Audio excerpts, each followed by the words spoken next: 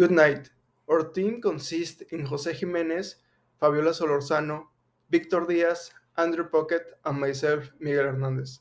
And tonight, we're going to talk about Blue Wave Resorts and their financial study in their wellness and spa division. First, we're going to talk about their investment project. Blue Wave Resorts is launching a strategic initiative to internalize all spa and wellness operations across its properties. Currently outsourced, these services will be managed by a new in-house wellness and spa division beginning next year. This project is to evaluate their financial feasibility of the division by analyzing investment requirements, operating performance, cash flows, profitability metrics, and risk scenarios. The goal is to determine whether bringing spa operations in-house will generate higher profitability and enhance the guest experience. So, why is important to do the risk analysis? This is what we're going to do in our project.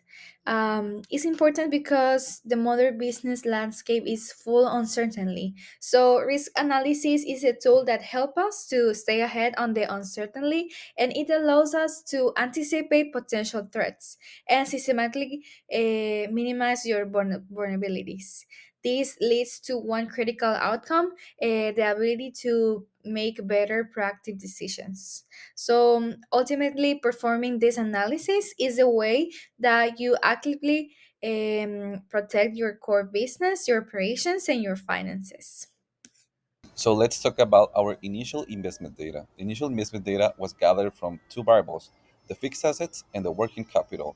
Each variable was gathered from different concepts, such as from fixed assets, we had spa construction and remodeling with an amount of $600,000 in a life of 10 years. Equipment, which had messages, tables, saunas, hydrotherapy with an amount of $250,000 in a life of 7 years. Furniture and decoration with an amount of $100,000 in a life of 5 years. An IT system and booking software with an amount of $50,000 in a life of 3 years, giving us a total fixed assets of $1 million.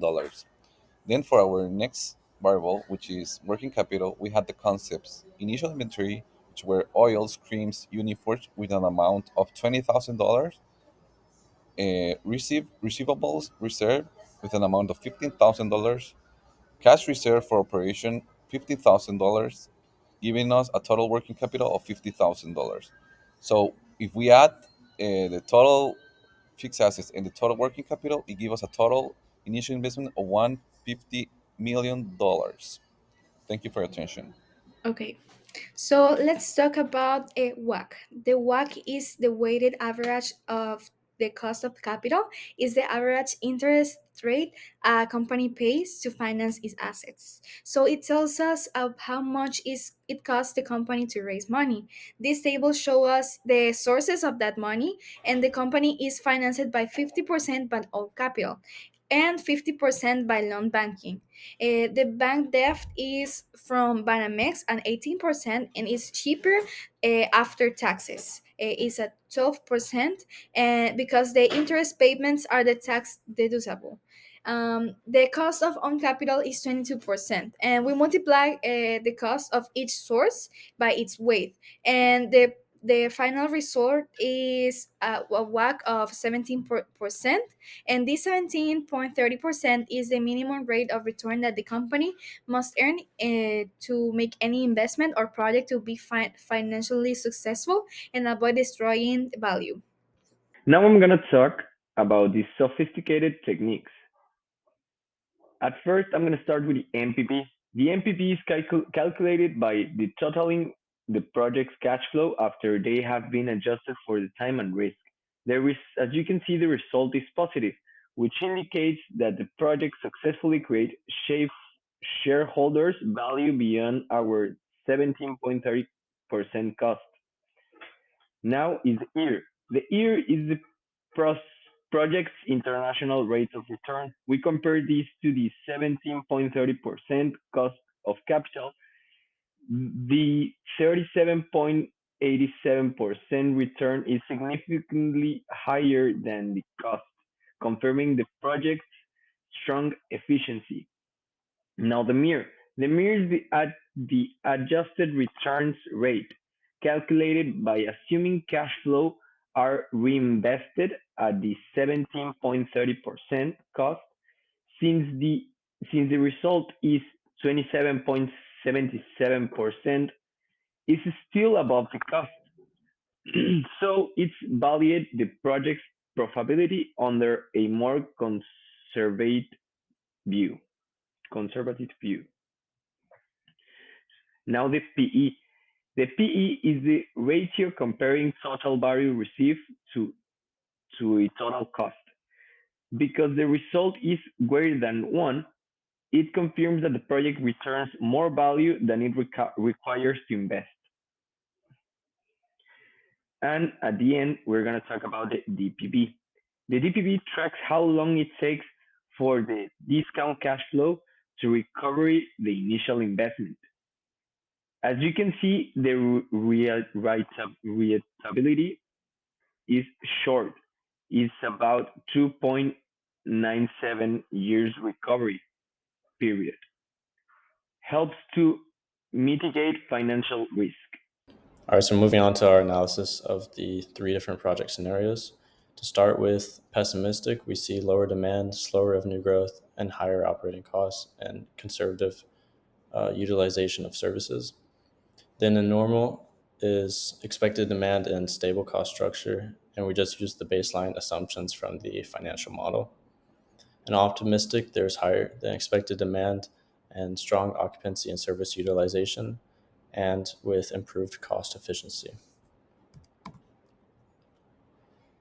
And so our key insights and takeaways is that all scenarios show a positive NPV, and this means a consistent value creation. The IRR exceeds the cost of capital, even in the pessimistic case. Payback periods are short, and this indicates low investment recovery risk. And optimistic conditions deliver very high returns. And optimistic, the NPV is north of 1.1 million. And then for sensitivity, most sensitive would be revenue, like volume and growth. Moderately sensitive is operating costs. Least sensitive is initial investment and discount rate. And our overall conclusion for this is that the project is financially resilient with limited downside risk and strong upside potential. So it remains profitable across all scenarios, and this supports a recommendation to proceed with the project. The summary of mean and confidence intervals for each indicator. The NPV, their mean is 760,000 with a 95 confidence interval from 260,000 to 1.26 million.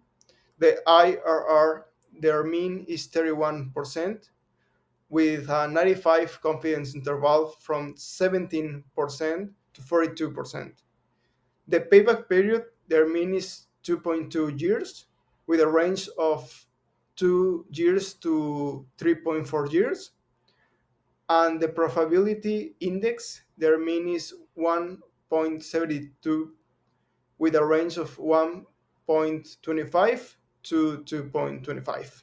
So here we have the references where we take the information of the credit bank, and we have the ChatGPT information where we based our project. So thank you so much for listening. This is everything for our presentation.